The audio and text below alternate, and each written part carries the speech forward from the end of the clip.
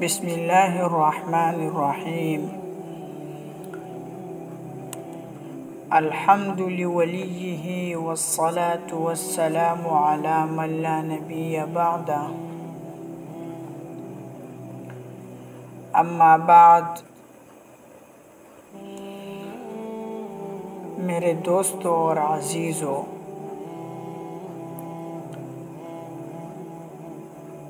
آج سے انشاءاللہ العزیز ہم ایک کورس کے شکل پر بموضوع باسم جامع الاخلاق کورس کا انعقاد کیا جا رہا ہے، اور روزانہ کے حساب سے جامع الاخلاق کے ابواب سے روزانہ ایک ٹاپک اور ایک موضوع پر بات کیا جائے گا۔ تو دوستو، آج کا موضوع ہمارا ہے اخلاق حسنہ کا بیان۔ دوستو بزرگوں، اسلام مکارم اخلاق اور محاسن افعال کا مجموعہ ہے۔ صاحب خلق عظیم خاتم النبیین سیدنا محمد الرسول اللہ صلی اللہ علیہ وسلم اخلاق عالیہ سے متصف تھے اور ان کی تبلیغ فرماتے تھے، اخلاق حسنہ کی تبلیغ فرماتے تھے۔ قرآن مجید میں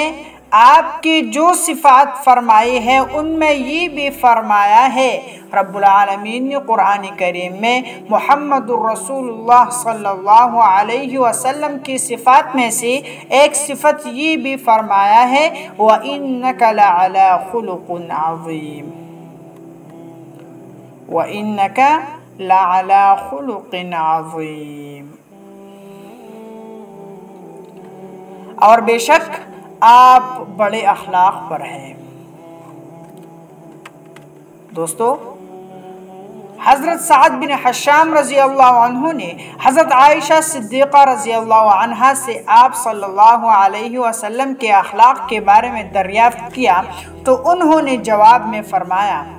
فَإِنَّ خُلُقَ نَبِيِّ اللَّهِ صلی اللہ علیہ وسلم كَانَ الْقُرْآنِ،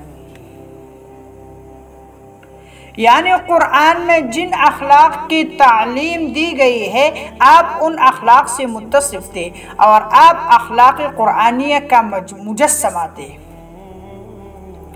خود بھی قرآن کی تعلیمات پر عمل فرماتے تھے اور دوسروں بھی اخلاق قرآنیہ کی تعلیم دیتے تھے۔ خاتم النبیین صلی اللہ علیہ وسلم پر نبوت و رسالت ختم ہو گئی، آپ نے ان اخلاق کی بھی تکمیل فرما دی جن کے آپ سے پہلے حضرت انبیاء کرام صلی اللہ علیہ وسلم تلقین فرماتے تھے اور تعلیم دیتے تھے۔ آپ صلی اللہ علیہ وسلم نے ارشاد فرمایا تھا، بعثت لأتمم مکارم الاخلاق، بعثت لأتمم مکارم الاخلاق، میں اس لیے بھیجا گیا ہوں کہ برگزیدہ اخلاق کی تکمیل کروں۔ اور فرمایا، ان اللہ بعثنی لتمام مکارم الاخلاق و محاسن الافعال، بلا شبہ اللہ نے مجھے برگزیدہ اخلاق اور اچھے افعال کی تکمیل کے لیے بھیجا ہے۔ دوستو بزرگوں، سیدنا محمد الرسول اللہ صلی اللہ علیہ وسلم نے جن بلند اخلاق و افعال کی تعلیم دی ہے اور انفرادی و اجتماعی زندگی کے جو اصول و آداب قولاً و عمل ارشاد فرمائے ہیں وہ دنیا کی کسی بھی دوسرے معاشرے میں نہ موجود ہے نہ کسی کے یہاں ان کا تصور ہے۔ انسان کی بلائی اس میں ہے کہ انسان اس کے ہاتھ سے نہ جاتے رہے، اس کے اخلاق بلند ہو، اپنے خالق کو جانتا مانتا اور پہچانتا ہو، اپنے خالق و مالک کے بھیجے ہوئے دین یعنی اسلام کو قبول کرے، اس کو وحدہ لا شریک یقین کرے، کسی کو اس کا شریک نہ ٹھہرائے، اس کے فرشتوں اور اس کے رسولوں اور اس کی کتابوں پر اور آخرت کے دن پر ایمان لائے اور اس کے امر و نہی کو معلوم کرے۔ اس نے جن چیزوں کا حکم دیا ہے ان کی تعمیل کرے اور جن چیزوں سے منع فرمایا ہے ان سے پرہیز کرے، اس کی عبادت کرے، جان و مال سے متعلق جو احکام ہیں ان کو انجام دے، نعمتوں پر خالق و مالک جلہ مجدہ کا شکریہ ادا کرے، تکلیفوں پر صبر کرے، خالق و مالک جلہ مجدہ کی عبادت میں اور اس کے یاد میں لگا رہے، دل سے بھی اسی یاد کرے اور زبان سے بھی اسی یاد کرے۔ یہ تشریح ہم نے اس لیے کر دی کہ بہت سے لوگ کافروں کی ہی تعریف کر دیتے ہیں،